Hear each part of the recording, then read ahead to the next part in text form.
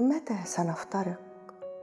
عندما ينتهي انبهارك بي أعود شخصا عاديا بالنسبة لك.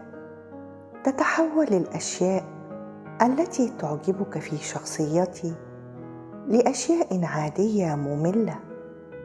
تنتهي لهفة لقائك بي ويتبلد شعور الاشتياق بداخلك. تمل من تفاصيلي، من حياتي، حتى تنفر منها. ينتهي العتاب والشغف ويتحول الحديث والسؤال بيننا لعادة، لواجب اعتدنا عليه.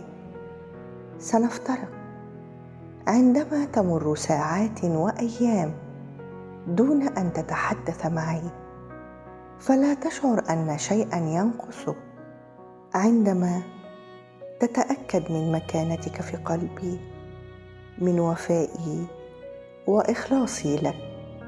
عندما تتحول كلماتي لمجرد كلمات عادية لا تؤثر في قلبك، وتصبح محاولاتي لإسعادك محاولات تافهة لا قيمة لها.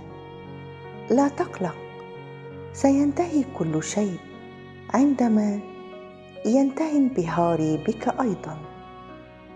نزار قباني.